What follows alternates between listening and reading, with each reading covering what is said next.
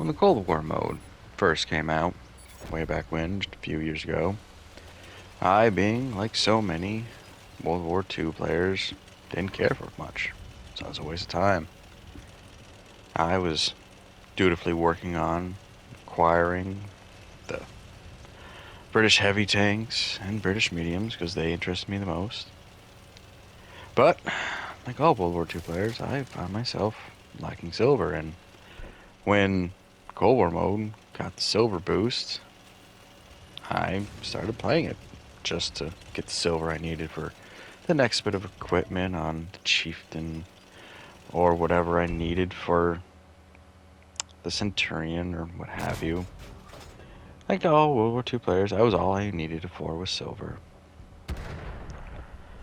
Then I decided to give it a chance once it'd been out for several months, maybe 6, and I decided to go with, well, one of two options.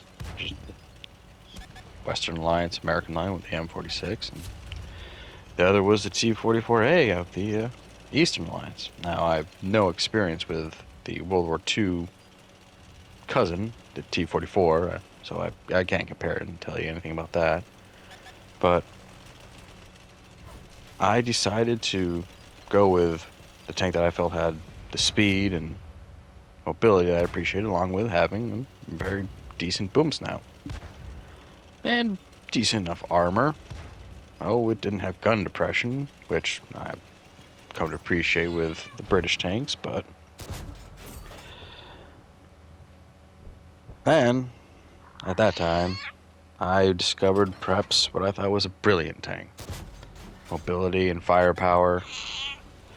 Oh, sure, accuracy wasn't always there, and you definitely had to work, and it taught you how to be patient and aim, while at the same time teaching you how to move and get around the inevitable T-95E3s that came in, the slower American mediums. Well, over time, and by the introduction of newer tanks and faster tanks and light tanks and bigger, more brutal tank destroyers like the FP4005, well, the old dogs definitely could have used some new tricks, and yeah, they've gotten some love, some buffs, but nowadays when all the new players are asking, what should I go with? Should I go with the Leopards? The Germans? Should I? Oh, now we have Israelis, and heck, there's Czechoslovakians. I know, well, okay, going with the M46, getting to the M47, you suddenly unlock more tanks and progress in different directions. But then, what about the Eastern Lines? No gun depression. That usually comes up, and I understand that. That's a odd bias, because in all honesty, once you learn to live without something, you can greater appreciate it once you do have it. In my book, that means you're more skilled, more adaptable. You learn to be a better tanker, and that's exactly what you get with the T-44A. What it lacks ends up making you a better tanker, which is why I still insist that, for new players, this is a good tank. Alright, so it's slower than the Type 773. A lot slower. It can't keep up with any of the light tanks.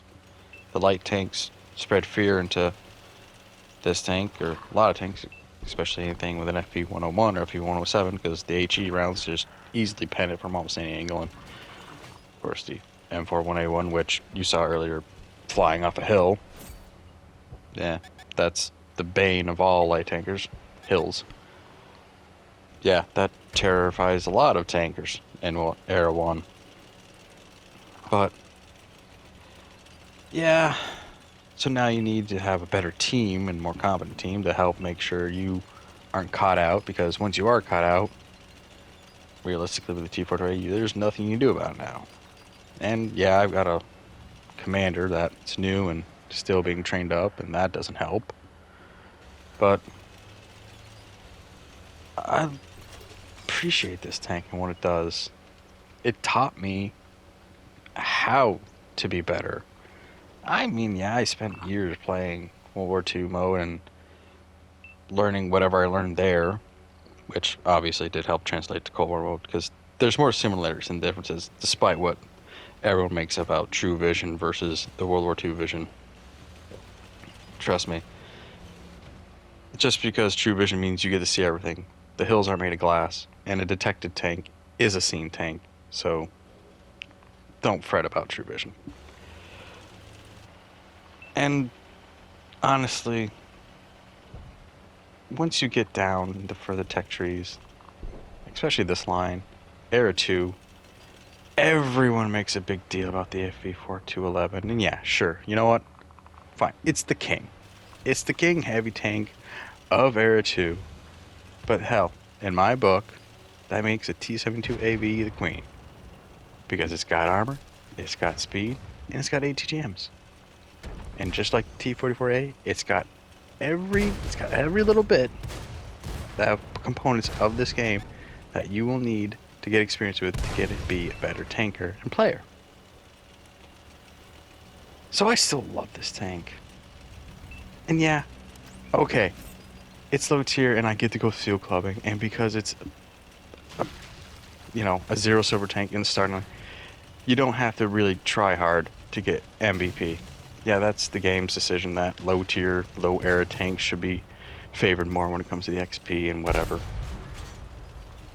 But I don't care. I still gotta work. I still gotta pray that I don't get caught out. So honestly, screw the Western Line tanks. Get yourself a T-44A. Get good with it. Keep it in your garage. And don't bother with those slower, supposedly better tanks in the Western lines. Because in all honesty, they don't get interesting till Era 2 for the Americans and the British. Well, once you suffer through to Challenger 1, then you'll finally start to enjoy them. So, yeah. T-44A, thank you. You beautiful little tank. And you keep fighting, and I'll keep playing you. Because you rule. And with that said, I hope you keep your tracks on the ground, and these in your favor. Hope to see you next one. While you're at it, maybe in the comments, leave a comment about what tank you can't quite quit. The tank that helped make you a better tanker and you still love, even though maybe it's a little long in the tooth. Hope to get you in the next one. Goodbye.